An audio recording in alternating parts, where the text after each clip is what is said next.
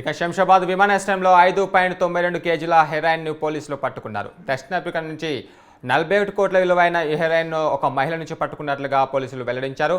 Document పోర్టర్లో దాచి తెస్తుండగా అధికారులు పట్టుకున్నారు. విదేశీ ప్రయాణికురాలిని అరెస్టు చేసినట్లుగా కస్టమ్స్ అధికారులు వెల్లడించారు.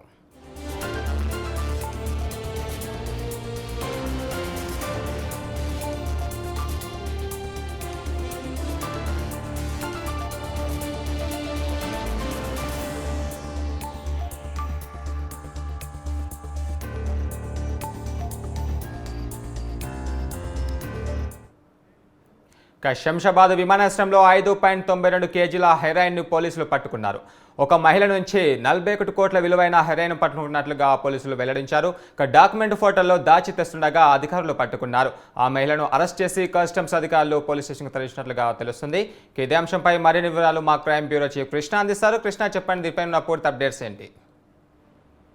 గురువు ఏదైతే శంషాబాద్ ఎయిర్పోర్ట్ లో భారీగా డ్రగ్స్ పట్టుకోవడం జరిగింది. ఈ కస్టమ్స్ అధికారులు దాదాపు ఒక మహిళని అదుపులోకి తీసుకొని దాదాపు 42 కోట్ల రూపాయల విలువ చేసే హెరాయిన్ ని స్వాధీనం చేసుకున్నారు. ఈమె సౌత్ ఆఫ్రికా నుండి హైదరాబాద్ కి రావడం జరిగింది. అయితే ఆమె హ్యాండ్ బ్యాగ్ లో ఎవరు కూడా గుర్తించని తరహాలో ఈ హెరాయిన్ ని ఏర్పాటు చేసుకుని ఆ కస్టమ్స్ అధికారుల కళ్ళు కప్పి ఎయిర్పోర్ట్ దాటే ప్రయత్నం చేసింది. అయితే వెంటనే ఆమె కదలికలపైన అనుమానం వచ్చిన కస్టమ్స్ అధికారులు ఆమె బ్యాగుని క్షుణ్ణంగా తనిఖీ చేయడంతో 42 కోట్ల రూపాయలు విలువ చేసే హెరాయిన్ బయటపడింది. దీంతో పోలీసులు ఆమెను అదుపులోకి కస్టమ్స్ అధికారులు ఆమెను అదుపులోకి తీసుకొని ఈ సౌత్ ఆఫ్రికా నుంచి హెరాయిన్ ఎందుకు తీసుకొచ్చారు, ఎవరికి అందజేయాలన్న కోణంలో అధికారులు దర్యాప్తు చేస్తున్నారు. ఈ ప్రస్తుతం ఎవరైతే పట్టుబడిందో ఆ మహిళ ఆమె మహిళ స్మగ్లర్ అని పోలీసులు భావిస్తున్నారు. ఇంకా ఈమెతో పాటు మరికొంతమంది కూడా ఈ డ్రగ్స్ అనేది హైదరాబాద్ కు చేరవేసినట్లుగా కూడా గుర్తించడం జరిగింది. ప్రస్తుతం ఈ పట్టుబడ్డ ఈ సౌత్ ఆఫ్రికా లేడీ పైన పోలీసులు NDPS యాక్ట్ కింద కేసు నమోదు చేసి దర్యాప్తు చేస్తున్నారు. గురు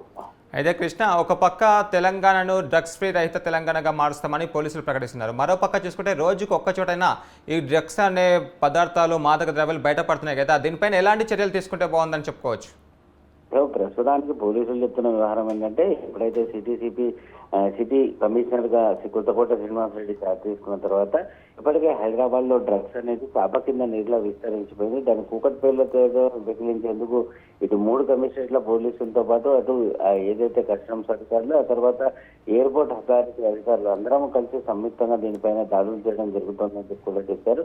అయితే ఇప్పుడు ఈ శంషాబాద్ ఎయిర్పోర్ట్ అంటే ఇతర ప్రాంతాలు, ఇప్పుడు గతంలో మనం చూసుకుంటే ఎల్బీ నగర్ ప్రాంతంలో ఈ ట్రాన్స్పోర్ట్ ఏదైతే బస్సులు ఉంటాయో అంటే ప్రైవేట్ ట్రావెల్స్ బస్సుల్లో ఈ గంజా రవాణా చేస్తూ, అలాగే రైల్లో కూడా హైదరాబాద్ కి డ్రగ్స్ సరఫరా చేస్తున్న ఘటనలు కూడా ఇటీవల కాలంలో వెలుగు చేస్తే వాటికి సంబంధించిన నిందితులందరినీ కూడా పోలీసులు అదుపులోకి తీసుకున్నారు. అయితే ప్రస్తుతం transport, cargo service, private travels buses, ట్రైన్ల పైన పోలీసులు ఎక్కువ ఫోకస్ పెట్టారని తెలిసిన ఈ స్మగ్లర్లంతా కూడా విమాన మార్గం ద్వారా